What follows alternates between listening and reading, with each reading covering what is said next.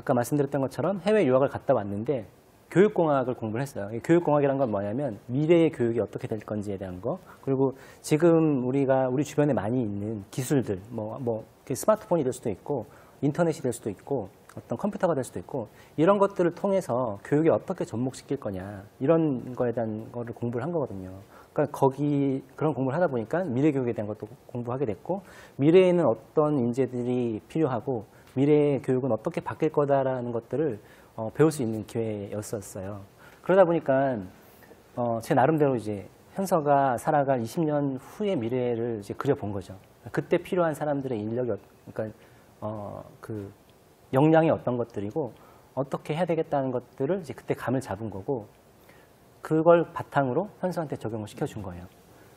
그동안은 머릿속에 다양한 정보와 지식을 넣는 게 굉장히 중요했고, 머릿속에 많은 정보와 지식이 있는 사람들이 인재였는데, 지금은 그럴 필요가 없잖아요. 왠지 아시죠? 네. 스마트폰이라는 게 있기 때문에 그렇죠. 언제 어디서나 검색을 해보면 돼요. 그러니까 요새는 전문가가 말한 것도 사람들이 그냥 검색해봐서 이게 진짜 사실인지 아닌지를 우리가 다 알 수 있잖아요. 이런 시대가 된 거예요.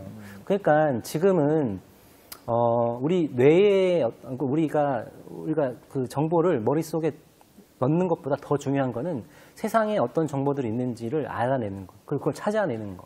찾았으면 그걸 이해하는 거.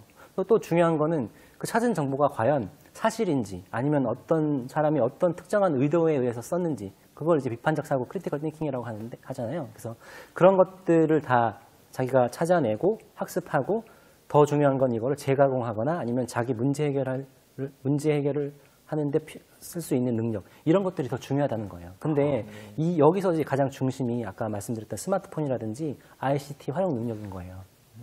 네, 그러다 보니까 제가 현서한테는 어렸을 때부터도 스마트폰이 아니고, 그러다 보니까 제가 어렸을 때부터도 현서한테 미디어 노출을 시켜주는 거에 대해서 거부감이 없었고, 태블릿으로 뭔가 하는 거에 대해서 거부감이 없었던 거예요. 그러니까 제가 가장 큰 그 차이점은 아마 여기서 오지 않았나 싶어요. 그러니까 미디어라든지 새로운 매체에 대해서 보통 엄마들이나 이제 교육 전문가들은 좀 두려워하시고 이렇게들 이제 생각을 하셨는데, 저는 그게 아니었던 거죠. 이거는 빨리 습득해서 아이가 이걸 가지고 자유자재로 활용할 수 있는 능력을 가르쳐 주는 거, 이게 더 중요하다고 생각했던 거예요.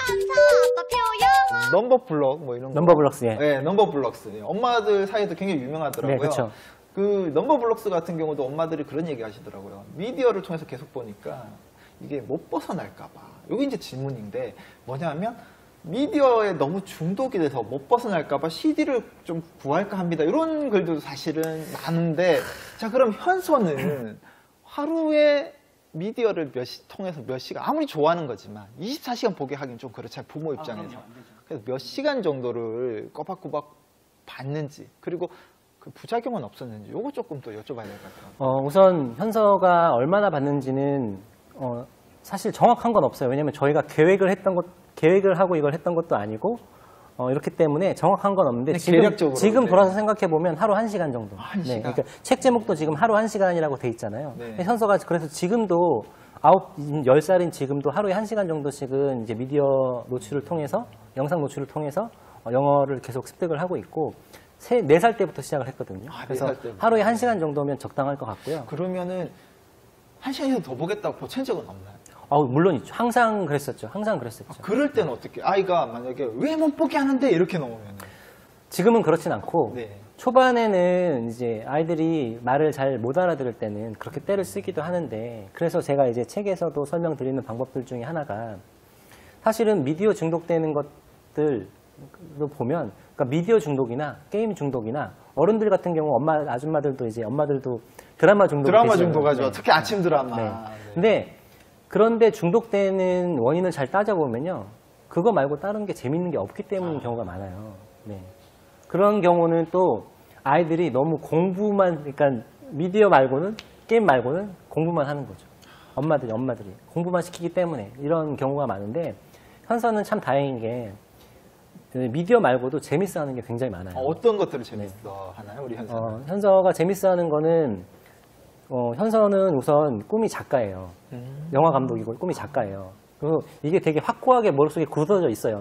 어떻게 그렇게 됐는지 모르겠는데. 벌써 꿈이 확고하다는 거 진짜 행복하실 것 같아요. 그쵸. 그게 뭐 한 2, 3년 됐는데 그렇게 얘기를 한지 아직까지도 변하지 않고 계속 그 꿈을 얘기를 하고 있고, 그리고 이제 현서는 이제 독서 습관이 잠자리 독서를 오래전부터 해서 독서 습관이 길러져 있어서 그러다 보니까 뭐 작가가 꿈이다, 영화 감독이 꿈이다 이런 얘기들을 하는 것 같고, 그러다 보니까 현서는 지금 노는 시간에 뭘 하냐면 이제 그림을 그리거나 글을 쓰거나 이런 걸 굉장히 좋아하고 또 만들기도 굉장히 좋아해요.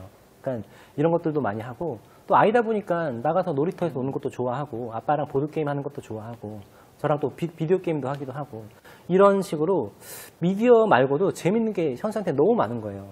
그러니까 영상 보는 거는 현서한테 10가지 재밌는 것 중에 그냥 하나일 뿐인 거예요. 네. 그러면 결국은 여기서 포인트가 많은 부모님들이 체크하고 가셔야 될 게, 아이가 미디어 말고도 재미있어 할 수 있는 것들을 부모가 함께 해줌으로 인해서 이게 일부 재밌는 것 중에 하나가 되도록 해야 되지, 그쵸. 이것만 재밌고 나머지는 다 불행해, 나는 재미없어, 그쵸, 이렇게 그쵸. 되지 않도록 만들어주는 그쵸. 게 정말